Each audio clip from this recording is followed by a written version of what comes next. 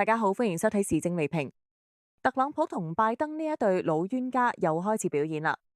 呢一次，特朗普直接出手取消咗拜登獲取機密信息嘅權限，連同拜登時期嘅高官們都冇能夠逃掉。布林肯同沙利文亦都通通喺限制之列。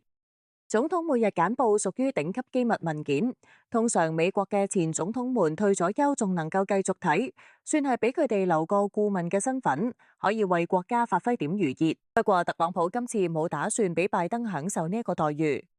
至於取消嘅理由，特朗普亦都講嘅好直接，拜登係出咗名㗎，記憶力差，都咁大歲數啦，唔能夠再信任佢處理呢啲敏感信息啦。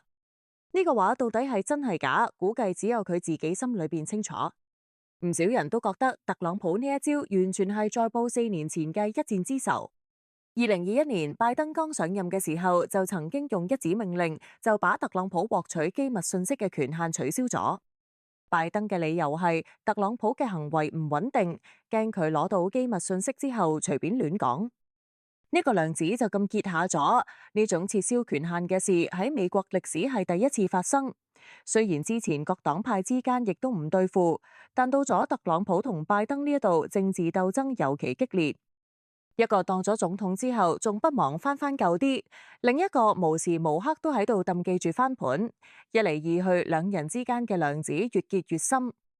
不過美國總統退咗休之後，點解仲能夠睇機密信息呢？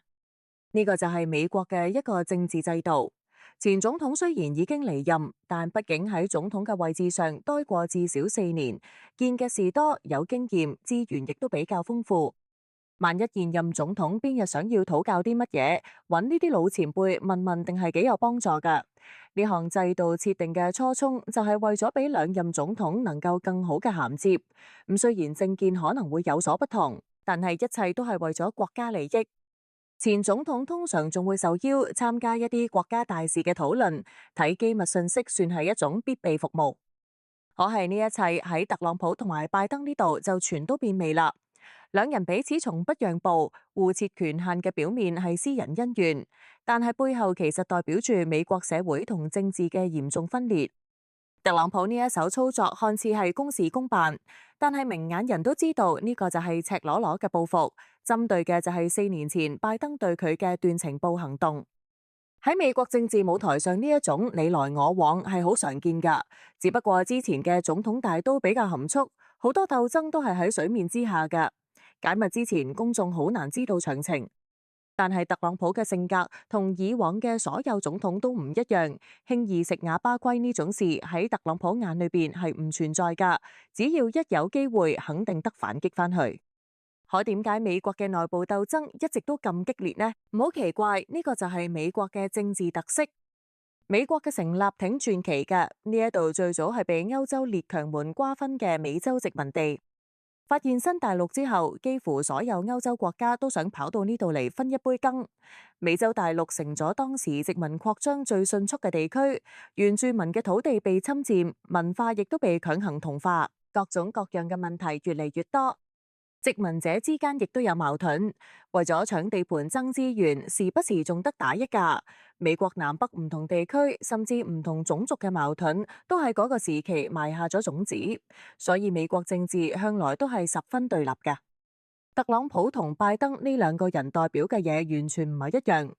特朗普呢邊冇睇教養嘅好兇，但係政治目的係偏向保守派㗎，好多理念跟當年一啲老派殖民者有相似之處。拜登更傾向於自由派，支持多文化融合，支持全球合作，所以拜登代表嘅係當年嘅北方資產階級利益。特朗普更加似係嗰啲唔願意改變嘅南方種植園主。兩人嘅鬥爭其實就係現代美國社會嘅南北鬥爭。喺南北戰爭之前，南方同北方嘅一切都係唔一樣㗎。雖然統一之後，兩邊亦都保持住表面上嘅和平，但政治鬥爭亦都成咗常態化。呢度面仲隱隱約約透住一啲家族矛盾。冇睇美國係資本主義國家，但係好多關鍵利益係被一啲大家族俾掌控㗎。冇睇美國建國總共唔到300年，但呢啲家族之間嘅鬥爭亦都已經持續咗幾百年。家族間嘅較量同埋利益衝突，最終會反映喺政治層面上。特朗普同拜登之間嘅鬥爭根本就唔係兩個人嘅事，而係各自背後一大幫利益群體嘅對決。兩人只不過係被擺喺帳面上嘅棋子啫。所以唔理未來特朗普針對拜登又出現乜嘢樣嘅政策，都唔好感到奇怪。兩個人之間嘅矛盾本來就係不可調和㗎，持續咗幾百年嘅鬥爭，又點可能喺短時間內解決呢？所以美國嘅內部並唔太平。特朗普撤銷拜登嘅機密信息權限，表面上係政治報復，實際上卻係美國內部更深歷史矛盾嘅表面化。今日嘅影片就到呢度，歡迎訂閱、讚好、轉發，我哋下期見。